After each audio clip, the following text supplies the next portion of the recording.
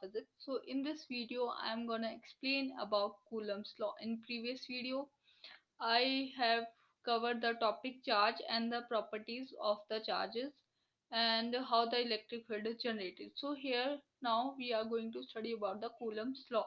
So basically Coulomb's law give us the information about the force. Okay, it gives us the information about the force, and force is always between 2 point charges. Okay, we always have to consider the point charges, right?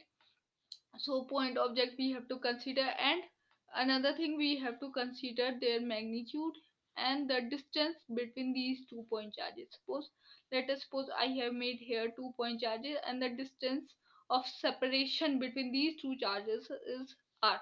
So क्या हुआ कि हमारे scientist ने they try to accumulate the force और उन्होंने देखा कि force किस हिसाब से चेंज हो रही है. सो दे reach a very interesting relation that the force is proportional to the magnitude of charge and it is inversely proportional to the square of distance between these two charges. So when we combine it, so we get forces equal to q1 q2 upon r square, where this is proportional to q1 q2 upon r square, and when we remove the proportionality we get here the proportionality constant, which is given as the k, right? K is the constant of proportionality. So here where k can be written as 1 upon 4 pi epsilon naught, and the value of k is 9 into 10 raised to the power 9 newton meter square coulomb minus 2. You can easily define the unit by just cross inverting these quantity, like if k is here and take r square and q1 q2 to other side, you will get k as this. So if you take the unit force as a unit of newton, r square has a unit of meter square, and charge has a unit of coulomb, where we get the coulomb square. So this is the unit of k, and k is called the absolute permittivity. K is called the constant of proportionality, and this epsilon naught in this k is called absolute permittivity. Absolute permittivity. Okay, this is called the absolute permittivity. You also have to remember the value of this absolute permittivity given by 8.85 into 10 raised to the power minus 12 coulomb square newton meter minus 2. Now k और epsilon not में जैसे inverse relation है, तो इसकी जो unit होगी वो भी इस अकॉर्डिंग जो होगी इनवर्स हो जाएगी. ठीक है. सो दिस एंड अगर हम this is the basically this is an MKS system. अगर हम एमकेएस सिस्टम में बात करते हैं तो के की ये वैल्यू होगी और ये यूनिट होगी, और बेसिकली हम एमकेएस सिस्टम में ही बात की जाती है जब हम के की वैल्यू लेते हैं. ठीक है. और अगर सीजीएस सिस्टम में आप देखे जाओ तो के की वैल्यू 1 ले ली जाती है. ठीक है. सो अब दूसरा था ये, जब हमने जो अभी तक हमने पढ़ा, this we consider as in vacuum. अगर हम वैक्यूम में है तो हमारे पास ये चीज होगी. Okay. But suppose these charge are placed in some medium. For example, you can say suppose these charges are placed in a water, say, so then your force will be changed, right? So we are going to study about charges in medium. So what happen when the charges are placed in a medium? Let us suppose here we have a two charges. This is charge q1 and this is charge q2, right? And let us take the distance of separation between these two is same, that is r. And let us suppose that this is some medium is there. Let us suppose this is the water. So this and the dielectric constant, when we are talking about the medium, so उस medium के साथ हमेशा उसका dielectric constant associate होगा. अब dielectric constant भी आप समझ जाएंगे कि dielectric constant क्या होता है. ठीक है. तो अब मान लो कि जब dielectric constant क्या होता है वो भी मैं समझाती हूँ. अब देखो क्या होता है कि जब हमने फोर्स F को वैसे ही मीडियम में रख के मेजर किया तो हमारी फोर्स कैसे आ गई. हमारी फोर्स थी वो इस अकॉर्डिंग हमारी फोर्स की वैल्यू आ गई. अब देखो क्या हुआ कि हमने फोर्स मेजर की, पहले हमने वैक्यूम में फोर्स मेजर की वो एफ आ गई, और फिर हमने मीडियम में फोर्स मेजर की वो एफ डैश आ गई, और जब हमने इसकी रेशियो ली F by F dash we get as a value K. So तो इसका मतलब क्या है कि जब हम किसी ऑब्जेक्ट दो चार्ज पार्टिकल को किसी मीडियम में रख रहे हैं तो उसकी के अमाउंट से जो फोर्स है वो चेंज हो रही है, के अमाउंट से फोर्स चेंज हो रही है। लेकिन मतलब कि अगर हम मीडियम में फोर्स लगाते हैं तो मान लो 5 न्यूटन की फोर्स आ गई। लेकिन जब हम उसी चार्जेस को किसी मीडियम में रखते हैं, वैक्यूम में रखा तो 5 न्यूटन की आ गई। अगर उसी चार्ज को हमने किसी मीडियम पे रखा तो हमारी फोर्स आ गई F/K। ठीक है, यही फोर्स होगी, F/K फोर्स आ गई। तो इस अकॉर्डिंग हमने उसकी परमिटिविटी डाइलेक्ट्रिक कांस्टेंट को डिफाइन कर दिया। अब हमने वाटर की जगह सपोज हमने कोई और रख दिया, मर्करी रख दिया। सो मर्करी की वजह से जो फोर्स में चेंज होगा वो डिफरेंट होगा, तो उस मर्करी का डाइलेक्ट्रिक कांस्टेंट को डिफरेंट हो जाएगा। सो इस अकॉर्डिंग हमने डाइलेक्ट्रिक कांस्टेंट को डिफाइन कर दिया कि फोर्स में हमारा जिस अकॉर्डिंग उसका चेंज आया तो हमने उसके डाइलेक्ट्रिक कांस्टेंट को हमने डिफाइन कर दिया। तो इसी प्रकार से डिफरेंट डिफरेंट मटेरियल का डिफरेंट डिफरेंट डाइलेक्ट्रिक कांस्टेंट होगा। ठीक है, so when we place the charges in medium we always have a force which is lesser than the charges in vacuum. And this one जो होती है force होती है less हो जाती है by the amount of K. So now we can state that the ratio of magnitude of force between two point charges separate at a distance r in a vacuum, firstly in vacuum, to that of magnitude of force between two point charge kept at a same distance in another medium is called as dielectric constant। तो ये definition इतना ही बोल रही है कि अगर force का vacuum में और फोर्स का मीडियम में रेशो लिया जाए और इनके बीच का डिस्टेंस, चार्जेस के बीच का डिस्टेंस सेम होना चाहिए, तो वो डाइलेक्ट्रिक कांस्टेंट के इक्वल आ जाता है। तो इसको डाइलेक्ट्रिक कांस्टेंट बोला जाता है। ठीक है, I hope it is clear to you up to now. So now we move on to the question. ठीक है, सो ये बहुत ही इंपॉर्टेंट क्वेश्चन है। यहाँ बोला है कि suppose 2 point charge of 1 coulomb, ठीक है 1 कूलम है, कोई साइन नहीं, इट मींस पॉजिटिव, आप placed at a distance of 1 metre. तो हम बना लेते हैं कि ये 2 पॉइंट चार्जेस है, यहाँ भी 1 कूलम है और यहाँ भी 1 कूलम है, and they are separated by a distance of 1 metre. इनके बीच का मतलब आर की वैल्यू दी है हमें को 1 मीटर दी है। ठीक है, आर की वैल्यू दी है हमको 1 मीटर। ठीक है, and wait, just wait. So okay, where r is equal to 1 meter, and the force between them is used to lift the group of people. Suppose we have a group of people here, and the force exerted by these charges are used to lift the group of people in the upward direction. We have to find that how many people can be lifted by this force। तो देखते हैं इसको कैसे करते हैं। सबसे पहले तो हम जो हमें अभी तक फॉर्मूला पता है उसको निकाल लेते हैं कि उसकी वजह से जो हमारी फोर्स होगी वो कितनी होगी। ठीक है, सो फोर्स का ये फॉर्मूला है, के की वैल्यू हमने पुट कर दी 9 × 10⁻⁹ Q1 और Q2 दोनों का सेम मैग्नीट्यूड है, 1 कूलम है, 1 कूलम पुट कर दिया, r स्क्वायर 1 × 1 मीटर स्क्वायर। सो हमारे पास फाइनली कैलकुलेट करके ये फोर्स आ गई। ठीक है, अब हमको बोला है कि वो फोर्स जो होगी कितने जो पर्सन होंगे उनको लिफ्ट कर सकती है। ठीक है, suppose these are the number of person, और यहाँ बोला है कि एक पर्सन का जो मास है वो 100 kg मान लो। सो जब भी किसी कोई हमारे पास मैसिव ऑब्जेक्ट होता है तो there is always a gravitational force act on it, and this can be written as mg force है, और ये जो फोर्स लगती है this is always act to the downward. ठीक है, ये डाउनवर्ड लगेगी। अब लिफ्ट करना है इस फोर्स से, तो हमें स्टेटमेंट से समझ आ रहा है कि इस फोर्स से अगर लिफ्ट करेंगे तो ये ऑब्वियसली ऊपर को लगनी चाहिए। ठीक है, ये फोर्स हमेशा ऊपर को लगनी चाहिए तभी लिफ्ट होंगे। ठीक है, तो हम mg निकाल लेते हैं। तो सबसे पहले हमको इसकी वजह से डाउनवर्ड फोर्स निकालनी पड़ेगी। ठीक है, सो mg निकाल लेते हैं। mg ये mass of group of people हो गया, और इसको हम mg को लिख सकते हैं number of people into mass of 1 person. ये सबका पूरे ग्रुप ऑफ पीपल का अगर ये मास है तो इसको हम सेपरेट करके ऐसे भी लिख सकते हैं, mass of 1 × number of people into g, and we have to find the n and the m, mass of 1 person it is given by 100, and g we also know as it is 10। so it is given as 10 raised to the power 3 into n। ठीक है, ये हमारे पास आ गया, ये भी force है, तो let us this is also in the Newton. ठीक है, अब क्या हो गया अब देखो ये जो कूलम फोर्स थी ये ऊपर को लग रही है और ये नीचे को लग रही है, तो ये हमारी जो कूलम फोर्स है ये कब लिफ्ट कर पाएगी, जब ये इससे थोड़ी बड़ी हो जाएगी, जब F से ये थोड़ी बड़ी होगी, या फिर अगर ये इसकी इक्वल भी हो जाए तो भी ये इसको लिफ्ट कर लेगी। तो ये हम इसको लिख सकते हैं, अगर दो फोर्सेस इक्वल हो जाए तो ये इसको, या थोड़ी सी ज्यादा हो जाए तो ज्यादा को हम ले सकते हैं कि इक्वल, ठीक है। तो इक्वल हो जाए तो हमें पता लग जाएगा कि कितने persons को लिफ्ट कर सकती है। तो suppose from this statement we can write if F is equal to mg, sorry, capital M, right?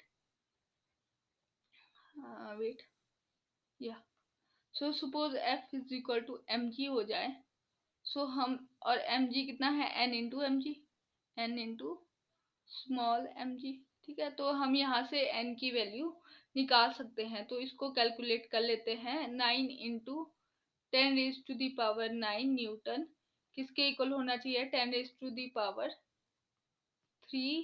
Newton, Newton से न्यूटन कैंसल, सो यहाँ से n आ जाएगा 9 इंटू 10⁻⁶, सो अप्रोक्सीमेटली 90 लाख, ये 90 लाख ही है, अप्रोक्सीमेटली 90 लाख जो पर्सन है उसको 1 कूलम के जो मैग्नीट्यूड के चार्ज की फोर्स होगी वो लिफ्ट कर सकती है। तो हम देख सकते हैं कि 1 कूलम का चार्ज कितना बड़ा चार्ज होता है। तो जनरली जो हम बात की जाती है सर्किट में या किसी भी तरह से हम लेंगे तो वो हमेशा 1 माइक्रो कूलम में की जाती है। क्यों? क्योंकि 1 कूलम हमने देखा कि it is a very big amount of charge, कि जिससे अब 90 लाख पर्सन को लिफ्ट करना कोई आम बात तो नहीं है नहीं। सो अगर इतने पर्सन लिफ्ट हो रहे तो it mean it is a very big amount of charge, ठीक है। तो इस टाइप के क्वेश्चंस जनरली एक कंसेप्चुअल क्वेश्चन था, ठीक है, बहुत सारे कंसेप्ट क्लियर हुए इससे। अब हम इससे नेक्स्ट पढ़ेंगे सुपरपोजिशन प्रिंसिपल। तो सुपरपोजिशन प्रिंसिपल क्या होता है, लेट अस सपोज कि हमारे पास, अब यहाँ पे हमने पढ़ा दो चार्जेस की वजह से फोर्स होती है, ठीक है। एक चार्ज Q1 था और एक चार्ज Q2 था। अब इस पे हमने फोर्स लगाई, ठीक है, और इसके फोर्स की वैल्यू आ गई F1। अब मान लो यहाँ पे कोई चार्ज हमने Q3 लेके आए, Q3 लेके आए, तो ये जो इन Q1 और Q3 के बीच में भी एक फोर्स लगेगी irrespective of charge Q1, right? And the force F1 will also not get disturbed due to this charge Q3। ये अपने आप में जो होगी आप मान सकते हो कि इंडिविजुअल फोर्स होगी, इसका अदर चार्जेस के ऊपर से कोई इफेक्ट नहीं पड़ेगा। Suppose you also take here the charge Q4, ठीक है, so that force will not get effect by this Q3 and Q2।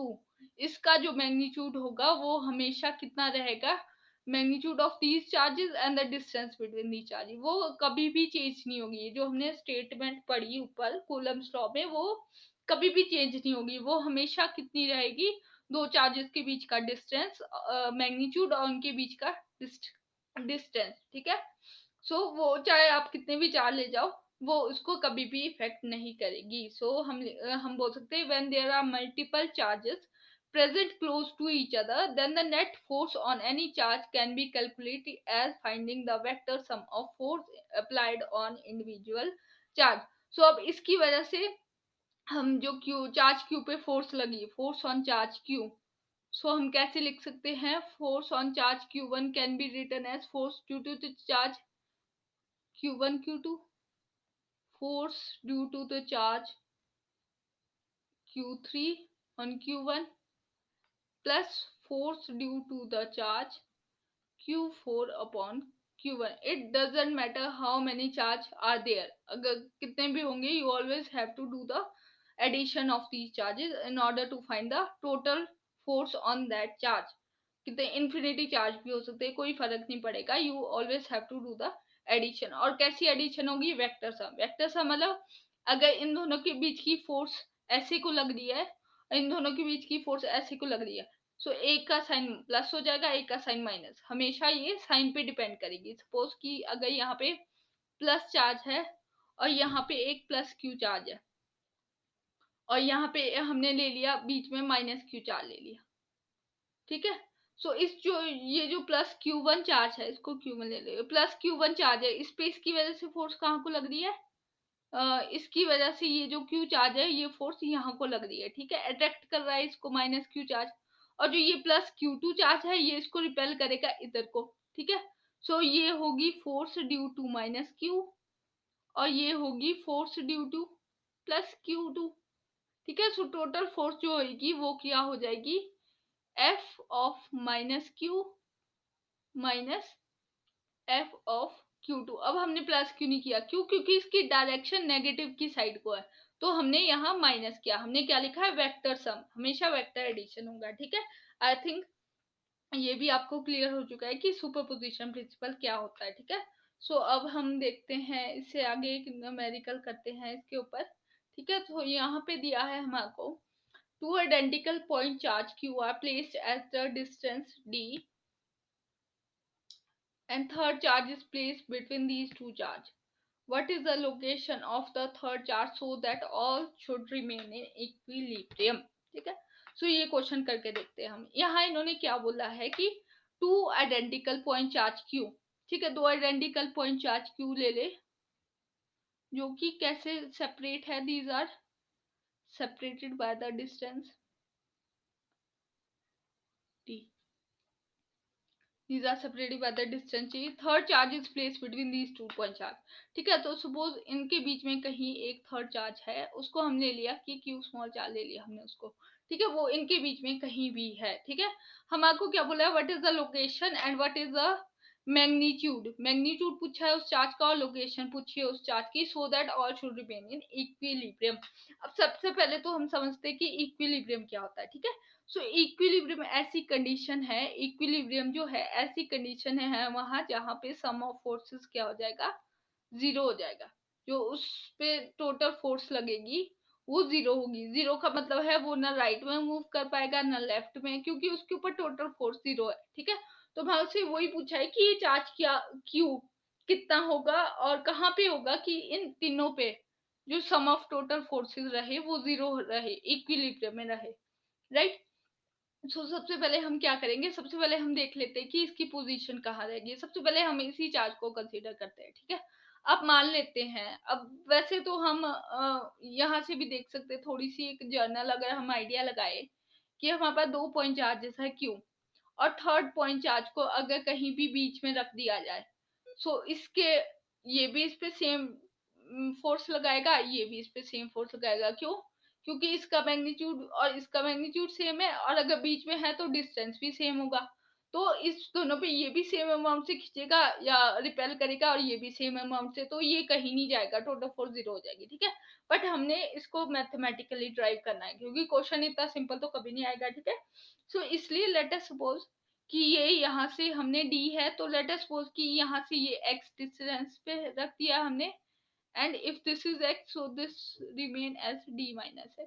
ठीक है, सो अगर यहाँ पे ये इक्विलिब्रियम में होगा, सो इट मींस जो इस चार्ज की वजह से मान लो रिपल्शन है या अट्रैक्शन है, इस टाइप को फोर्स लग रही है और इस चार्ज की वजह से इस डायरेक्शन में फोर्स लग रही है, तो ये दोनों क्या होनी चाहिए, इक्वल।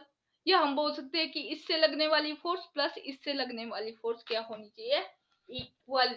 तो अब यहाँ से एक और चीज समझो, अगर ये चार्ज पॉजिटिव है तो ये चार्ज इस पे रिपल्शन इस साइड को लगाएगा और ये वाला चार्ज इससे फोर्स जो लगाएगा वो राइट को लगाएगा। ठीक है, और ये चार्ज अगर माइनस है तो ये इसको अट्रैक्ट करेगा राइट को, राइट वाला चार्ज इसको राइट को ही लेगा और लेफ्ट वाला लेफ्ट को ही देगा। तो दोनों के इसमें क्या हो रहा है, जो फोर्सेस है वो हमेशा एक दूसरे के ऑपोजिट आ रही है, एक अगर इस साइड को है तो दूसरी इस साइड को है। ठीक है, सो इसमें हम क्या बोल सकते हैं, अगर एक को हम पॉजिटिव फोर्स लेंगे तो दूसरी को हमको क्या लेना चाहिए, नेगेटिव फोर्स ले लेना चाहिए। ठीक है, और हमें पता है कि इक्विलिब्रियम में सिग्मा एफ क्या हो जाता है, जीरो हो जाता है।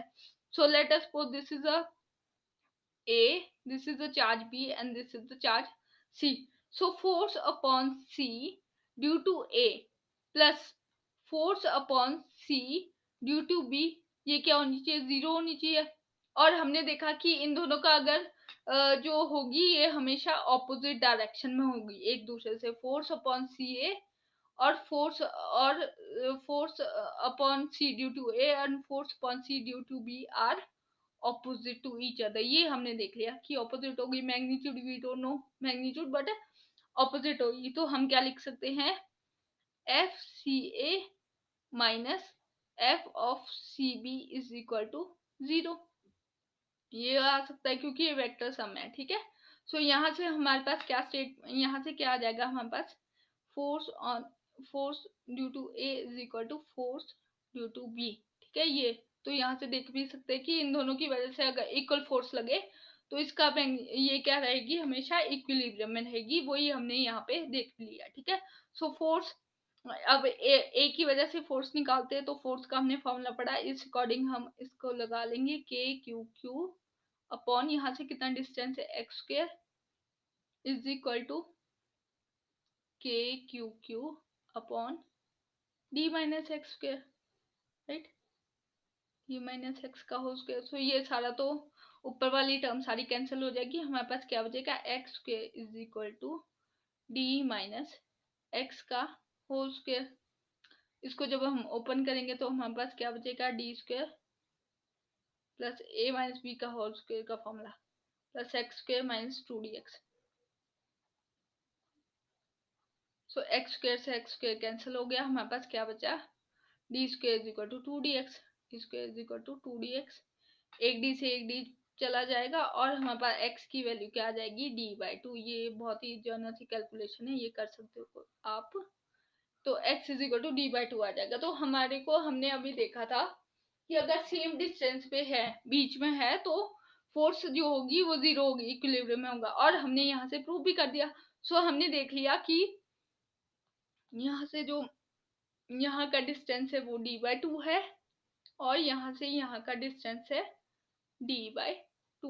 ठीक है, सो अब हमारे को ये हमने फर्स्ट पार्ट प्रूव कर दिया कि इसका डिस्टेंस तो d/2 होगा। ओके, अब जो हमें सेकंड पूछा है कि इसका मैग्नीट्यूड क्या होगा, ये जो चार्ज है इसका मैग्नीट्यूड क्या होगा, ये हम देख लेंगे। ठीक है, ओके, सो इसके मैग्नीट्यूड के लिए सो हम क्या करते हैं, अब हम इस चार्ज को भी देख सकते हैं, जो ये कैपिटल चार्ज क्यू है, इसको भी देख लेते हैं कि ये इक्विलिब्रियम में है कि नहीं। ठीक है, सो हम देखते हैं कि फोर्स अपॉन चार्ज ए, ये मैग्नीट्यूड पे रहना चाहिए, तो क्या होनी चाहिए, इसकी सम ऑफ फोर्सेस 0 होनी चाहिए। तो हम देख सकते हैं अगर 0 है तो सी की वजह से भी ये, और बी की वजह से जो फोर्स लग रही है ए पे वो क्या होनी चाहिए, 0 होनी चाहिए। अब हमें पता है कि सी की वजह से फोर्स कितनी लग रही है, K Q small Q, distance कितना आ गया, अब d/2 हमने निकाल दिया, तो कितना ले सकते हैं, d/2 का होल स्क्वायर, d/2 का होल स्क्वायर प्लस, अब b की वजह से कितनी लग रही है, K Q square upon D square, right, is equal to 0। Okay, so अब यहाँ पे क्या आ जाएगा, K Q Q upon D square by 4, जब हम स्क्वायर ओपन करेंगे D square by 4 is equal to, इसको दूसरी साइड ले जाओ तो क्या आ जाएगा, माइनस के Q square upon D square.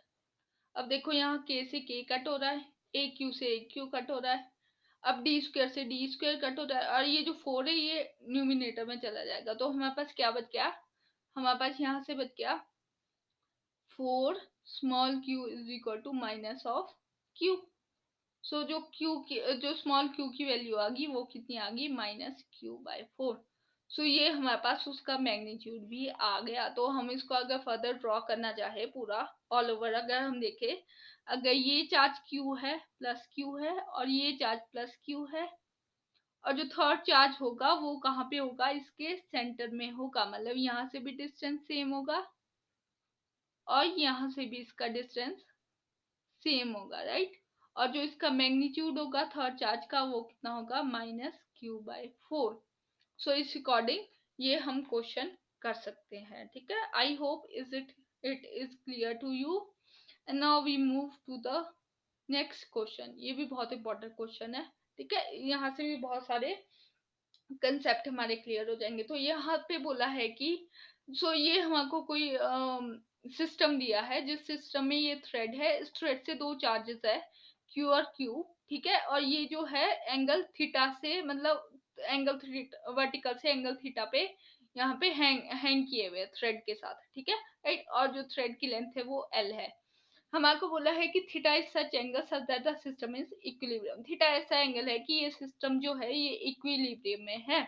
इससे पहले भी हमने इक्विलिब्रियम का कंसेप्ट पढ़ा, क्या होता है इक्विलिब्रियम, जहाँ पे टोटल फोर्स जीरो हो, इक्विलिब्रियम होता है जहाँ पे टोटल फोर्स जो है वो जीरो हो, मतलब ये सिस्टम जो क्यू है ये यही रहने वाले, इस पे टोटल फोर्स जीरो लग रही है। तो ऐसा अगर है तो हमें चार्ज क्यू की वैल्यू पूछिए। तो ये भी बहुत कंसेप्चुअल क्वेश्चन है। तो देखते हैं इसमें कैसे करते हैं। तो सबसे पहले तो हमें निकालना पड़ेगा इस पे फोर्स फ्री बॉडी डायग्राम, जो कि हम +1 में पढ़ते हैं। तो हमें वही करना पड़ेगा। अब जैसे यहाँ पे क्यू है तो इसका कुछ मास भी होगा, राइट। तो इसका मास होगा तो उसकी वजह से फोर्स लगेगी नीचे के लिए mg। ऐसे क्वेश्चन में हमेशा मास हम कंसीडर करते हैं, और जो कि मास की वजह से mg फोर्स डाउनवर्ड लगेगी क्योंकि ग्रेविटी नीचे लग रही है। इस पे हम अब इस चार्ज की वजह से फोर्सेस देख रहे हैं क्या क्या लग रही है, ठीक है। और ये अगर थ्रेड से है कोई ऑब्जेक्ट तो इसमें हमेशा टेंशन टी लगेगी। क्यों?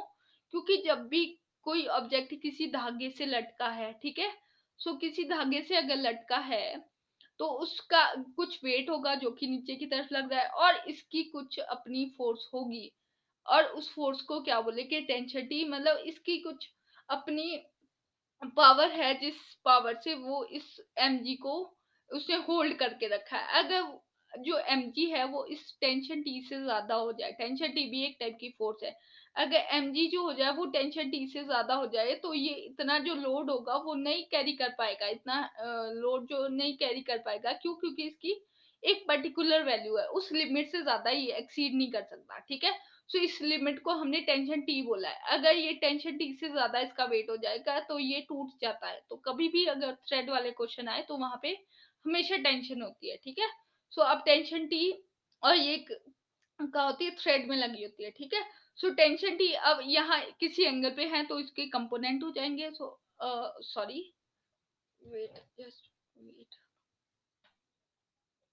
या सो अगर टेंशन टी है, ये किसी एंगल पे है, सो इसके हमेशा क्या हो जाएंगे, इसके दो कंपोनेंट होंगे। तो एक कंपोनेंट हम ऐसे बनाएंगे वर्टिकल क्योंकि ये ऊपर को है, और एक कंपोनेंट राइट में जाएगा। अब ये एंगल थीटा है तो ये एंगल भी थीटा हो जाएगा, ठीक है, क्योंकि ऐसे वाले ऑपोजिट एंगल सेम होते हैं, ये और ये एंगल सेम होते हैं, ठीक है।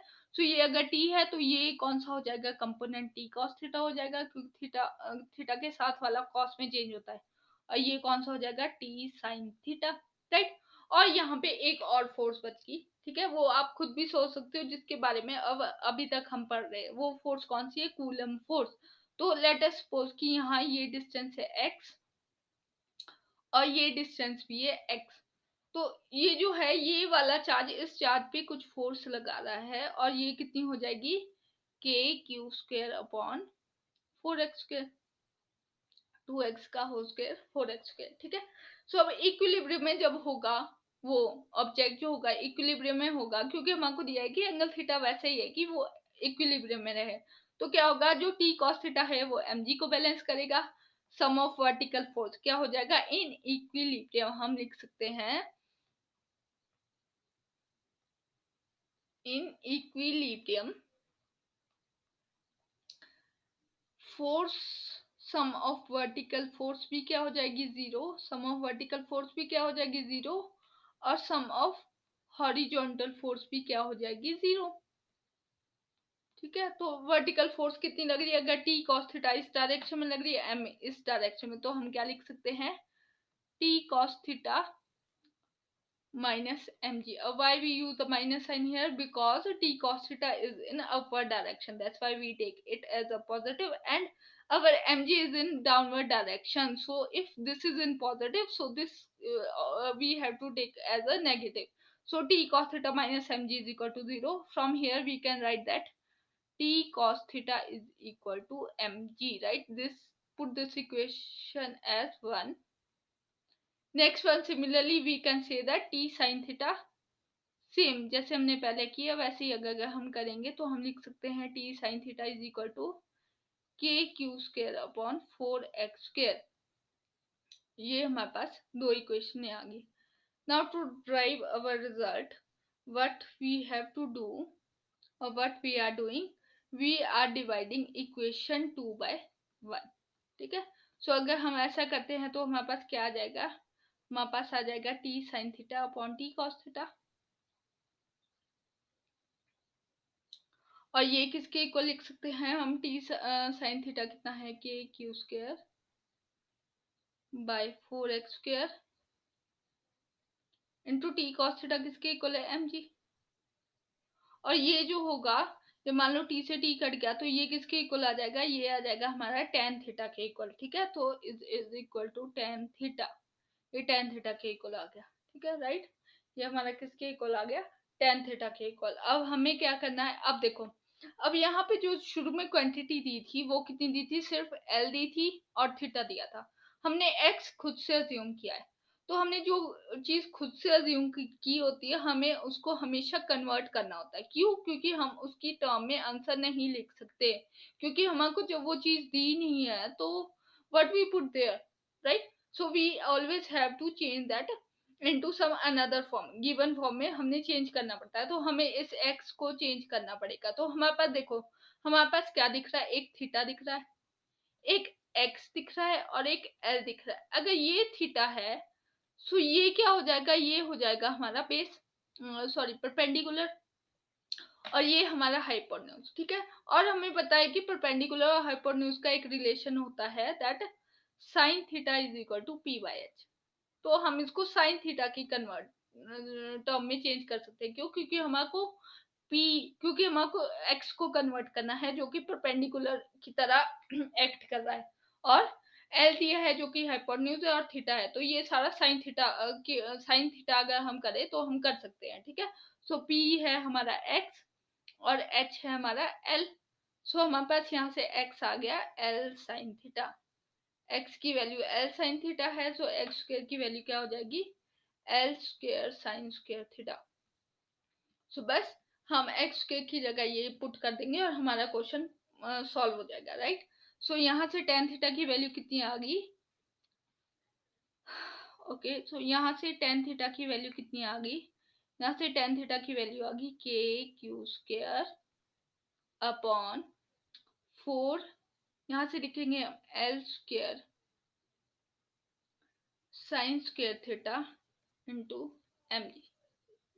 अब हमने क्यू निकालना, तो क्यू को यहाँ रहने दो, बाकी हम सारा शिफ्ट कर देंगे। तो हम क्यू स्क्वायर को लिख सकते हैं, Q square is equal to tan theta into 4l square sine square theta mg upon के,